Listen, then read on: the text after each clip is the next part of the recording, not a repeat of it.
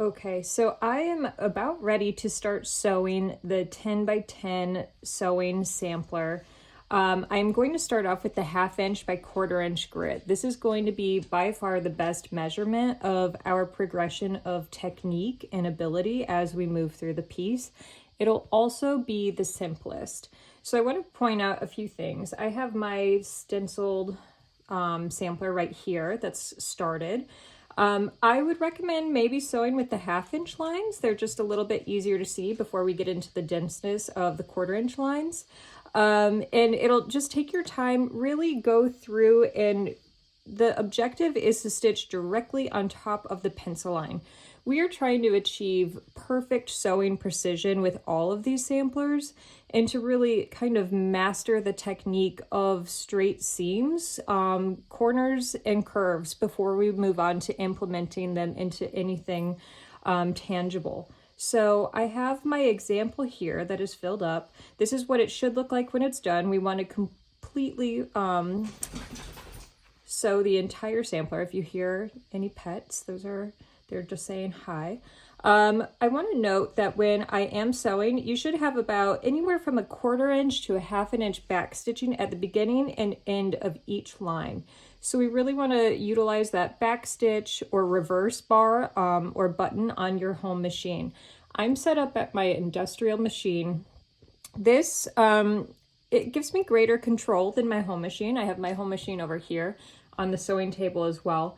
But I'm going to be demoing on my industrial because it is more consistent for sure than my home machine.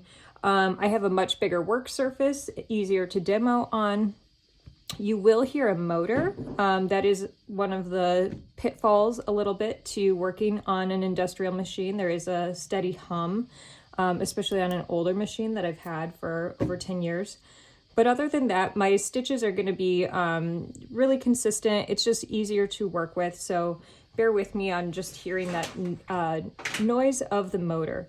Beyond that, again, I really just want to encourage you to stay on the lines. I'll start off with the 1/2 inch lines on my sampler as I begin, and then I'll show you the 1/4 inch lines, but it'll be the exact same process for both. So each of the sewing samplers that we do will be 2-ply. So we should have our top layer and then the bottom layer. I'll set these aside. And I'll just make sure that my grain line is going in the same direction for both of them. So I had already indicated when in the process of blocking and ironing where my grain line was. And I'm just going to place them on top of each other. When we start sewing, we are going to be adding a lot of tension through the stitches to the piece. So I want you to be mindful of that. I am going to sew my sampler at a stitch length of 3. 3 is wonderful. It is the standard on both a home and industrial machine.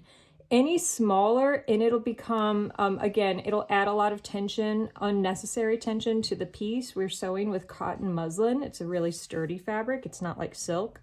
And any longer of a stitch length, like 4 or so, is really a gathering stitch. And we definitely don't want to add that looseness of tension to the piece.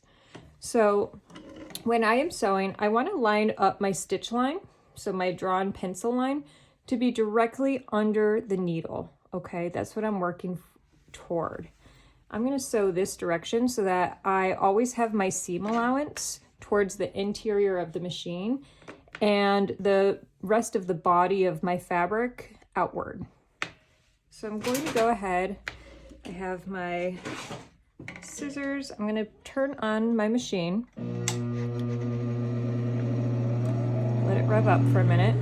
When I start to sew, I always want to make sure that my top thread and bottom thread are engaged. I'm not showing how to thread this machine because everybody's individual machine, brand, type, etc., threads differently. So what I do want to do is always crank the hand wheel towards myself about 2 full rotations, and that'll bring up the bottom thread and engage it with the top thread so that I am ready to sew. Otherwise, sometimes your machine will be threaded, but it'll suck up the thread, and that can be really frustrating to have to rethread it. Okay, So again, I'm making sure that my pencil line is directly underneath my needle.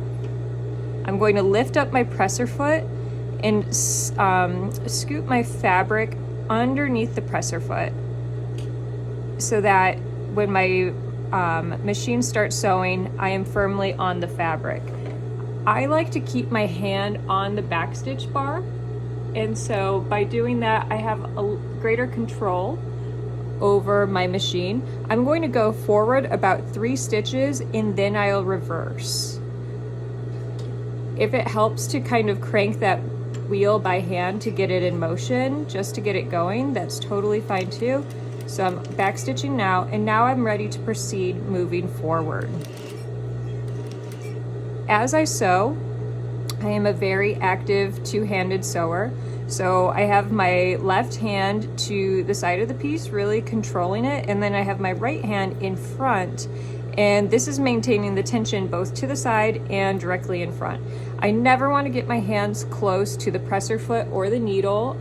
Even on a home machine, you can definitely injure yourself. The needles are sharp. The presser feet have a lot of power. If you have your finger under there and accidentally drop it, it hurts a lot. So I always just want to be really careful. I'm staying very much like in front and to the side of the piece, but I have great control over where it's going.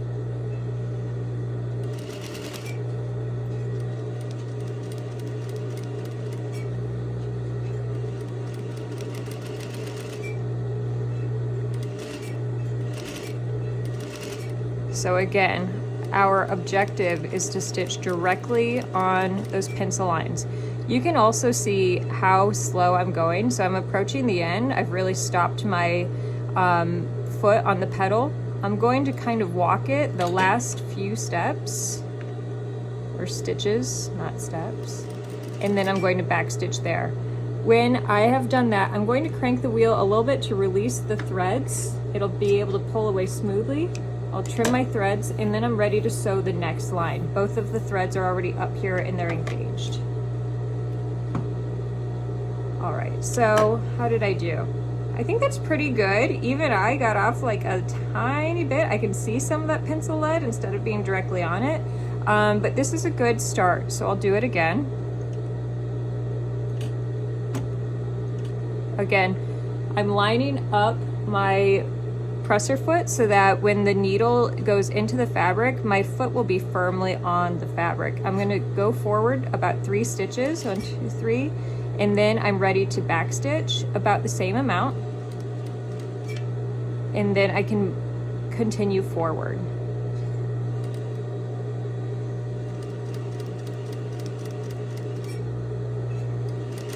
So, like I said, pace is everything. I am sewing extremely slowly. There is no pressure to rush these. I have seen students do it, and I don't want that at all. I really want everybody to take their time and learn the process of sewing perfectly rather than sewing quickly. You cannot sew a garment quickly. You cannot sew a little project quickly. It never turns out. It always looks terrible. Sewing is a really slow process, so be patient with it.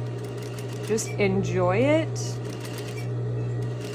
I've been sewing for most of my life, and you can see I'm going bit by bit. I never sew faster than this, not even for samplers. You'll never see me press on the pedal like it's a Ferrari, ever. Okay.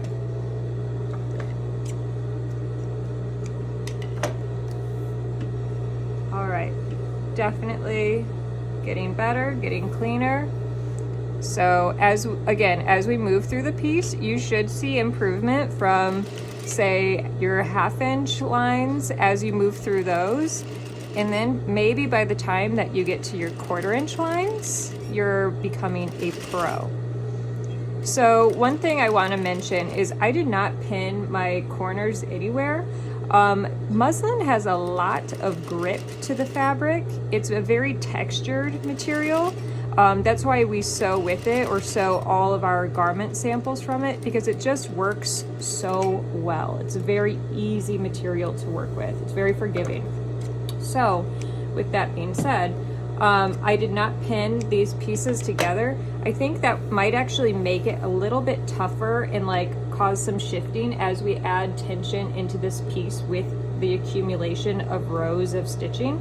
By the time we're done with this, it'll have this like, it'll be really thick and kind of sturdy feeling. You can see how like crunchy it is. And it kind of has a quilted texture as well. So I did not pin anything. I think it'll be plenty easy to work with just sewing this as it is. So once you have all of your 1/2 inch lines, you can start moving down the 1/4 inch lines. And again, work from one side and go out. So the same exact process, the only difference is that these are closer together, right? More is more. Really focus on developing your own technique of controlling the fabric. So you don't really want to pull on it this way. You shouldn't have to push on it too much for it to move, right? If it was a heavier fabric, maybe, if it was something really thick like wool, but this is a lightweight fabric. It should move very, very smoothly through the machine.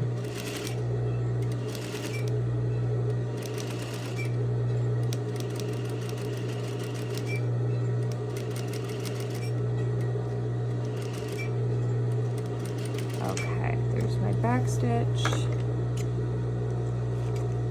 When I clip my threads, I'm clipping really closely to the material so that I have long threads to start with. Again, don't cut them short, because when you start sewing, inevitably they just get like sucked up into the power of the machine, and it becomes really frustrating to thread it over again and again and again.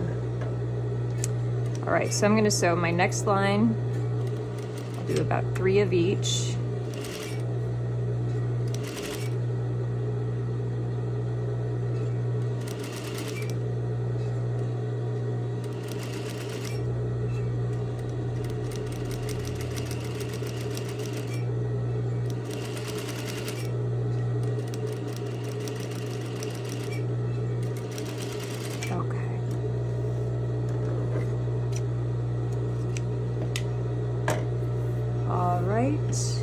Getting better and better. So just practice, practice, practice. There's plenty of lines to fill up this entire piece, this entire sampler. And really think about this process as not just like repetition, but almost as a dress rehearsal for anything else that you're going to sew. This is the ultimate practice. You're learning to do this absolutely perfectly, just like blocking your fabric, so that you always have a perfect foundation to start with, so that when you get to the sewing, your sewing is always going to be really measured, really even, steady, clean. This is what we're looking for. So I'm gonna have you continue filling up the entire grid so that it looks like this. So trace in all of your lines and stitch on these. And this will take a substantial amount of time if you do it correctly. There's no way I could do this probably in under 2 hours alone. It should take time. Okay, so that is our first sampler. This is the 1/2 inch by 1/4 inch grid, and I can't wait to see your progress.